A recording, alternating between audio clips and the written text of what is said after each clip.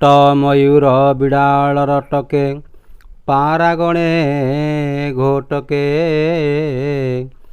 ସାରଙ୍ଗାନା ବେଶ ସୂର୍ଯ୍ୟ ସରବେ ପଦ୍ମବନେ ନାସରମ୍ ସୁକ ସାରିକା ବସନ୍ତ କୋକିଳ ଗଣେ ଗୋବର୍ଦ୍ଧନେ ପକ୍ଷିକା ଏତେ ତ୍ୱମ୍ ରଟତେ ବନେ ପକ୍ଷୀଗଣେ କୁର୍ବାମସ୍ତୁତେ ମଙ୍ଗଳମ୍। ଜୟ ଜଗନ୍ନାଥ। ମୁଁ ଜ୍ୟୋତିର୍ବିଦ ଚନ୍ଦ୍ରଶେଖର ନାୟକ। ମୋର ଚ୍ୟାନେଲ ଜ୍ୟୋତିଷରେ ଜାତକକୁ ଆପଣମାନଙ୍କୁ ମୋର ଅନ୍ତରର ଗଭୀରତମ ପ୍ରଦେଶରୁ ସ୍ୱାଗତ ଜଣାଉଛି। ବନ୍ଧୁଗଣ, ଆମେ ପୂର୍ବ ଅଧ୍ୟାୟରେ ବିଭିନ୍ନ ସମ୍ପର୍କ ବିଷୟରେ ପଢ଼ିଥିଲେ। ଆଜି ଆମେ ସେହି କ୍ରମରେ ଯିବା। ମୁଁ ନେଇଛି ପାର୍ଟ 325 ଆଉ ଶୀର୍ଷକଟିର ନାଁ ନେଇଛି ପତି ପତ୍ନୀ ଝଗଡ଼ା।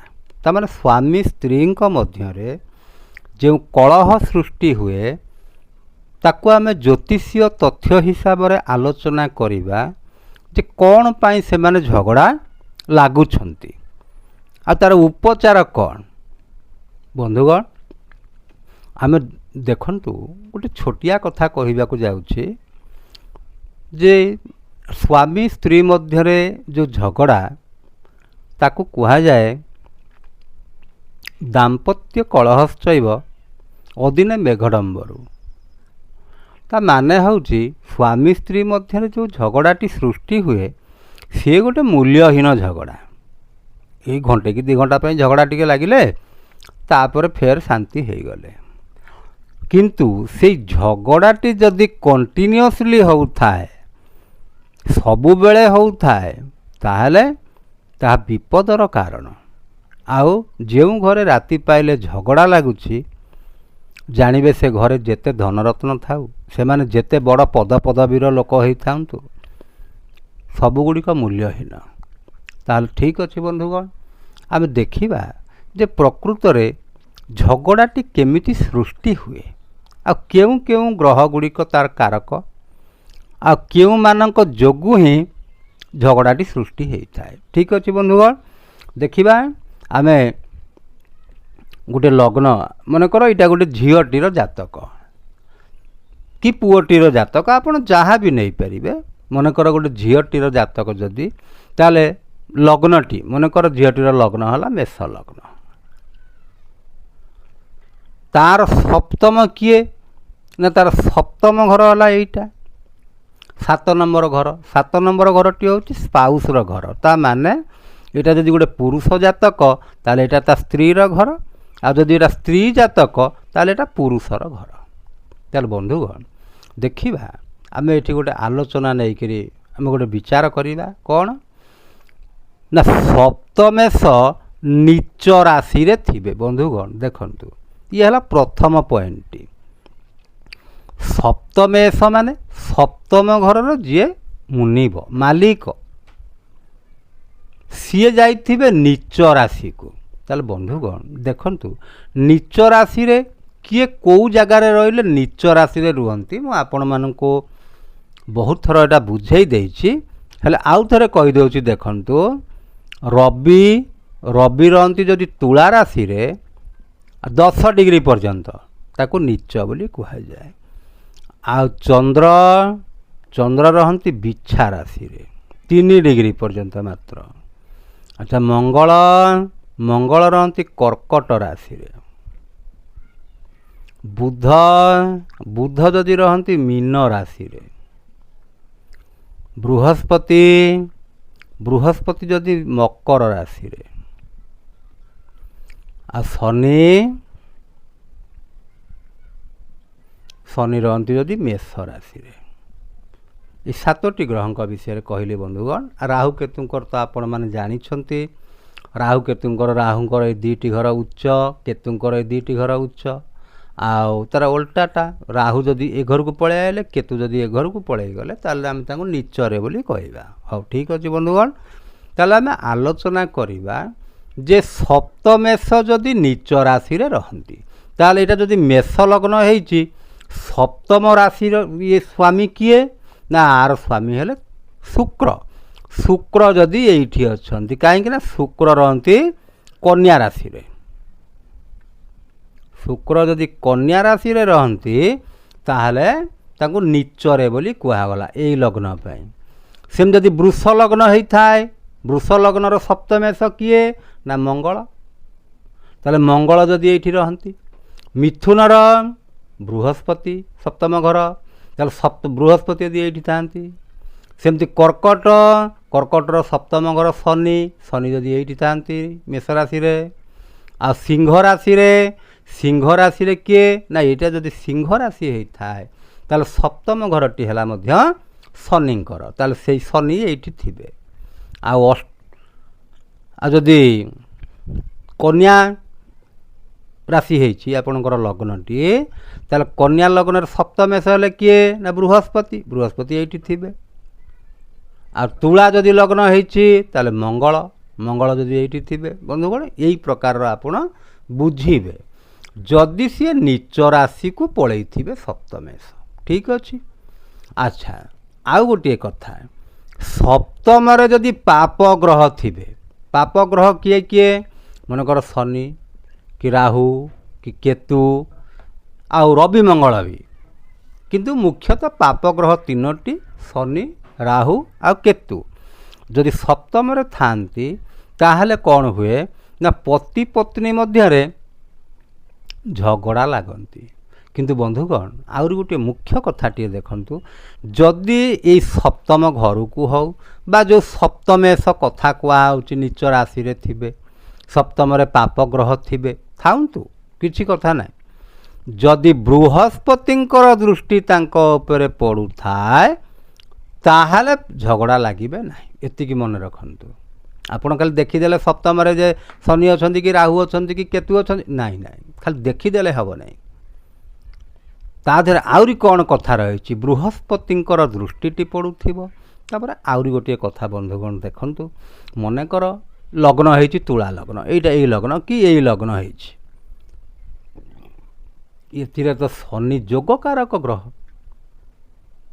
तेणु शनि सेतिकी पापयुक्त हुअंती नाही जदि आपणकर बुधंकर लग्न होइछि शुक्रंकर लग्न होइछि शनिंकर लग्न होइछि ताले सेतिरे से जोगकारक ग्रह होइथांती तेणु तांकु सेते पाप हिसाब को निया जाए नाही।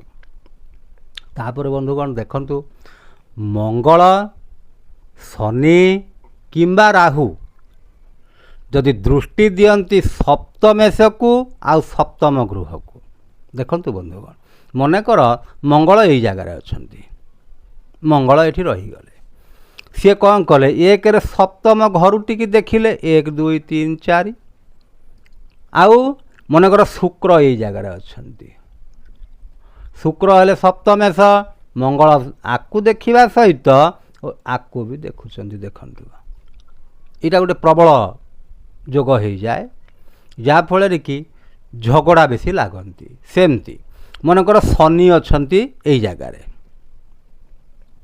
शनि रहिचंती से तृतीय दृष्टि रे देखुचंती सप्तम घरटी को आ मनकर शुक्र एई जगार अछंती सप्तम दृष्टि रे देखुचंती शुक्र को ताहले से घर को देखुथिबे गृह मालिक को भी देखुथिबे ताहले सेटा गोटे प्रबल झगड़ा जगटिए सृष्टि होइथाय। अच्छा तापरे सप्तम घरे जदि राहुंक सांगरे बृहस्पति थिबे राहु थेबे तांको सांगरे बृहस्पति अछंती गुरु चांडाल जगटिए हैला ताहले दी जनक भितरे टिके मन मिसिबो नाही झगड़ा झाटी हेबे राहु मंगल मिसिकिरी रहिले अंगारक जोग हो गला रवि चंद्र रवि अछंती तांको सांगरे राहु कि केतु गोटिए अछंती देखंतु बंधुगण ताल लेखिबा आमे मनकर रवि अछंती तांको सांगरे रवि हो बा चंद्र हो तांको सांगरे किए मिसिकी रहितिबे राहु होंतु बा केतु होंतु सूर्य ग्रहण जोग चंद्र ग्रहण जोग जाकु कुहा जाए जदि यही भली सृष्टि होउथाय ताहले आपण जानिबे से जातक रे झगड़ा जोगुटिए अछि। आ गोटे बड़ कथा बंधुगण देखंतु झगड़ाटी का को नेइकरी हुए आपणकर ससुर घर लोकन को नहीं करी आ आपणक परिवार को नहीं करी ଦୁଇ ପରିବାର ଭିତରେ ଯେତେବେଳେ ମନମାଳିନ୍ୟ ହୋଇଯାଏ ସେତେବେଳେ ସ୍ୱାମୀ ସ୍ତ୍ରୀ ମଧ୍ୟରେ ମଧ୍ୟ ଝଗଡ଼ାଟି ସୃଷ୍ଟି ହୋଇଯାଏ। ତେଣୁ ଦ୍ୱିତୀୟ ଘର ହେଲା ଆପଣଙ୍କ କୁଟୁମ୍ବ, ଅଷ୍ଟମ ଘର ହେଉଛି ଆପଣଙ୍କର ଧର୍ମପତ୍ନୀଙ୍କର ପରିବାର। ତାହେଲେ ଏଇ ଦ୍ୱିତୀୟ ଘର ହେଉ ବା ଅଷ୍ଟମ ଘରେ ହେଉ, ଯଦି ଚନ୍ଦ୍ର ସାଙ୍ଗରେ ରାହୁ, ଚନ୍ଦ୍ର ସାଙ୍ଗରେ ରାହୁ ହୁଅନ୍ତୁ ବା ମଙ୍ଗଳ ସାଙ୍ଗରେ ବି ରାହୁ ହୁଅନ୍ତୁ, ଏଠି ବା ଏଠି ଚନ୍ଦ୍ର ବା ମଙ୍ଗଳ ସାଙ୍ଗରେ ରାହୁ ମିଶିଥିବେ, ଯଦି ମିଶିଥିବେ ତାହେଲେ ରାହୁ କ'ଣ କରନ୍ତି? ରାହୁ ହେଉଛନ୍ତି ଗୋଟେ ବିଚ୍ଛିନ୍ନବାଦୀ ଗ୍ରହ। ସେ ସବୁବେଳେ ସମ୍ପର୍କକୁ ଖରାପ କରାଇ ଦିଅନ୍ତି। ତେଣୁ ସେ ସମ୍ପର୍କଟିକୁ ଖରାପ କରାଇ ଦିଅନ୍ତି, ଯେଉଁ ପ୍ରଭାବଟି ଦାମ୍ପତ୍ୟ ଜୀବନ ଉପରେ ପଡ଼େ। ଆଚ୍ଛା, ତାପରେ ଆଉ ଗୋଟିଏ କଥା ବନ୍ଧୁଗଣ ଦେଖନ୍ତୁ, ଯଦି ମାଙ୍ଗଳିକ ଦୋଷଟିଏ ଥିବ, ଆମେ ଯେତେବେଳେ କୁଣ୍ଡଳୀଟି ମ୍ୟାଚିଂ କରାଯାଉଛି, ମନେକର ସ୍ୱାମୀ କୁଣ୍ଡଳୀଟିଏ ମଙ୍ଗଳ ଦୋଷ ଅଛି, ସ୍ତ୍ରୀ କୁଣ୍ଡଳୀରେ ମଙ୍ଗଳ ଦୋଷ ନାହିଁ, ତାହେଲେ ଗୋଟିଏ ମାଙ୍ଗଳିକ ଆଉ ଗୋଟିଏ ନନ ମାଙ୍ଗଳିକ, ତେଣୁ ତାଙ୍କ ସାଙ୍ଗେ ତାଙ୍କର ଉଭୟଙ୍କ ମଧ୍ୟରେ ତାଳମେଳ ରହିବ ନାହିଁ, ଯାହାଫଳରେ କି ଝଗଡ଼ାଝାଟି ନିଶ୍ଚୟ ହେବେ। ଆଚ୍ଛା, ଆଉ ଗୋଟିଏ କଥା କ'ଣ ନା, ଲଗ୍ନେଶ ଆଉ ସପ୍ତମେଶ, ମନେକର ଲଗ୍ନେଶ ଏଠି ହେଲେ ମଙ୍ଗଳ, ସପ୍ତମେଶ ହେଲେ ଶୁକ୍ର, ଏ ଦୁଇ ଜଣ ମିଶିକିରି ହେଇ ଏ ଘରେ ହେଉ ବା ଏ ଘରେ ହେଉ ବା ଏ ଘରେ ହେଉ 6, 8, 12 ଆପଣଙ୍କ ଜାତକ ଦେଖନ୍ତୁ, ଖାଲି ଏଇ ଘର ବୋଲିକିରି ନୁହଁ, ଆପଣଙ୍କ ଜାତକରେ 6 ନମ୍ବର ଘର କେଉଁଟା, 8 ନମ୍ବର ଘର କେଉଁଟା ଆପଣ ଦେଖନ୍ତୁ, 12 ନମ୍ବର ଘର ଦେଖନ୍ତୁ। ସେଇ ଘରମାନଙ୍କରେ ଯଦି ଲଗ୍ନ ମାଲିକ ଆଉ ଆପଣଙ୍କର ଲାଇଫ୍ ପାର୍ଟନରର ମାଲିକ ବା ସପ୍ତମ ଘର ମାଲିକ ଯଦି ଏଇ ଘରମାନଙ୍କରେ ରହନ୍ତି, ଝଗଡ଼ା ଲାଗନ୍ତି, ତା କାରଣ କ'ଣ ବନ୍ଧୁଗଣ ଦେଖନ୍ତୁ। ଲଗ୍ନ ମାଲିକ ଆପଣ ନିଜେ, ଇଏ ଆପଣଙ୍କର ପତ୍ନୀର ଘର, ତାହେଲେ ଆପଣ ଆଉ ଆପଣଙ୍କର ପତ୍ନୀ ଏଇ ଘରଟି ହେଉଛି କି ଘର? 6 ନମ୍ବର ଘରଟିଏ। 6 ନମ୍ବର ଘରେ ଆମେ କ'ଣ ଦେଖୁ? ରୋଗ ଋଣ ଶତ୍ରୁ। ତେଣୁ ଶତ୍ରୁ, ତେଣୁ ସେ ଦୁଇ ଜଣ ମିଶିକିରି ଶତ୍ରୁ ଗୃହକୁ ଚାଲି ଯାଇଛନ୍ତି ଦେଖନ୍ତୁ, ତେଣୁ ଝଗଡ଼ା ଲାଗିବାଟା ସ୍ୱାଭାବିକ। ଆଚ୍ଛା, ଦୁଇ ଜଣ ମିଶିକିରି ଅଷ୍ଟମ ଘରକୁ ପଳାଇ ଆସନ୍ତି, ଅଷ୍ଟମ ଘର ହୁଏ ପ୍ରବଳ ଝଗଡ଼ା ଘର, ସେଇଟା 12 ନମ୍ବର ଘର, ସିଏ ବି ସେଇଭଳି ଖରାପ ସମ୍ପର୍କ ସୃଷ୍ଟି କରନ୍ତି, ତାମାନେ ପରସ୍ପର ଭିତରେ ମନକୁ ମନ ମିଶେ ନାହିଁ। ତାହେଲେ ବନ୍ଧୁଗଣ, ଯଦି ଏଇଭଳିଆ ହେଉଥାଏ, ଆପଣଙ୍କ କୁଣ୍ଡଳୀରେ ହେଉଥାଏ, କିନ୍ତୁ ବନ୍ଧୁଗଣ ମୁଁ ଆପଣଙ୍କୁ ଗୋଟେ ସତର୍କ କରାଇ ଦେବାକୁ ବି ଚାହେଁ, ଆପଣ ଦେଖିଦେଲେ ହଁ ରାହୁ ଶନି ମିଶିକିରି ଅଛନ୍ତି, ନାଇଁ ଏଇଟା ଝଗଡ଼ା ଲାଗିବ, ଏ କୁଣ୍ଡଳୀ ବାହାଘର ହୋଇପାରିବ ନାହିଁ। ବନ୍ଧୁଗଣ ସେମିତି କରିବେ ନାହିଁ, ତା କାରଣ ତା ଦେହରେ ଆହୁରି ବହୁତ କଥା ବି ଅଛି। ମନେକର ରାହୁ ବୃହସ୍ପତି କି ରାହୁ ମଙ୍ଗଳ ଏଠି ମିଶିକି ଅଛନ୍ତି ସତ, ରାହୁ ଅଛନ୍ତି ମନେକର 27 ଡିଗ୍ରୀରେ, ମଙ୍ଗଳ ଅଛନ୍ତି 5 ଡିଗ୍ରୀରେ, ଡିଫରେନ୍ସ ତ ଆସିଲା 22 ଡିଗ୍ରୀ। ସେ ଯୁକ୍ତି ହେଇଛି ସତ, ସେ ଯୁକ୍ତିର ମୂଲ୍ୟ କିଛି ନାହିଁ। ତେଣୁ ଆପଣମାନେ ଏ ଛୋଟିଆ ଛୋଟିଆ ଜିନିଷକୁ ଦେଖିଦେଇ କରି ଆପଣଙ୍କର ମୁଣ୍ଡ ଖରାପ କରିବେ ନାହିଁ, ଆଉ ତା ବିଷୟରେ ତର୍ଜମା କରିବେ, ତା ଦେହରେ ଆହୁରି କ'ଣ ହେଇପାରେ ବୋଲି। ତେଣୁ ବନ୍ଧୁଗଣ ଦେଖନ୍ତୁ, ଯଦି ଏଇଭଳି କଣ୍ଡିସନ୍ ଆପଣଙ୍କ ଜାତକରେ ସୃଷ୍ଟି ହେଉଥାଏ, ତାହେଲେ ଆପଣ କ'ଣ କରିବେ ନା, ଯେଉଁ ଗ୍ରହ ହେତୁକ ଆପଣଙ୍କର ହେଉଛି, ଆପଣ ସେଇ ଗ୍ରହ ହେତୁକ ପ୍ରତିକାରଟିଏ କରିବେ। ଉଦାହରଣ ଦେଖନ୍ତୁ ବନ୍ଧୁଗଣ, ଲଗ୍ନ ମାଲିକ ସପ୍ତମ ମାଲିକ, ଆମେ ଏଇଟାକୁ ହିସାବ କରିବା। ଶୁକ୍ର ମନେକର ଏଇ ଜାଗାଟିରେ ରହିଯାଇଛନ୍ତି, ନୀଚ ସ୍ଥାନରେ ଶୁକ୍ର ରହିଯାଇଛନ୍ତି, ତାଙ୍କ ସାଙ୍ଗରେ ମଙ୍ଗଳ ବି ମିଶିକିରି ରହିଛନ୍ତି। ତେଣୁ ମଙ୍ଗଳ ଆଉ ଶୁକ୍ର ଯେଉଁ ଷଷ୍ଠ ଘରେ ରହିଗଲେ, ଆପଣ ମଙ୍ଗଳଙ୍କର ବି ପ୍ରତିକାର କରିବେ, ଶୁକ୍ରଙ୍କର ବି ପ୍ରତିକାରଟିଏ କରିବେ। ମଙ୍ଗଳ ଏଇ ଜାତକ ପାଇଁ କାରକ ଗ୍ରହ, କାହିଁକିନା ମେଷ ଲଗ୍ନ କରାହେଇଛି, କାରକ ଗ୍ରହ, ଆଉ ଶୁକ୍ର ହେଉଛନ୍ତି ଏ ଜାତକ ପାଇଁ ଅକାରକ ଗ୍ରହଟିଏ ବା ମାରକ ଗ୍ରହ। ତେଣୁ ଆଙ୍କୁ ମାରକ ଗ୍ରହ ହିସାବରେ ଆପଣ ଶୁକ୍ରଙ୍କ ପାଇଁ ଆପଣ ଦାନ କରିପାରିବେ, ଆଉ ମଙ୍ଗଳ କାରକ ଗ୍ରହ ହିସାବରେ ହେଇଥିବା ହେତୁ ତାଙ୍କ ପାଇଁ ଆପଣ ଦାନ କରିପାରିବେ ନାହିଁ, ହନୁମାନଙ୍କର ପୂଜା କରିପାରିବେ। ମଙ୍ଗଳଙ୍କର ଯେଉଁ ପ୍ରତିକାର ଗୁଡ଼ିକ ମୁଁ ଆଗରୁ ସବୁ କହିଛି, ଆପଣ ରତ୍ନ ଧାରଣ ବି କରିପାରିବେ, କିନ୍ତୁ ଉପଯୁକ୍ତ ଜ୍ୟୋତିର୍ବିଦଙ୍କର ପରାମର୍ଶ ନେଇକରି। ଆପଣ ମନକୁ ମନ ରତ୍ନଟି ଧାରଣ କରିବେନି ବନ୍ଧୁଗଣ, ସେ ଆପଣଙ୍କ ପାଇଁ ବହୁତ ନେଗେଟିଭ୍ ଇମ୍ପାକ୍ଟ ବି ପକାଇ ପାରେ।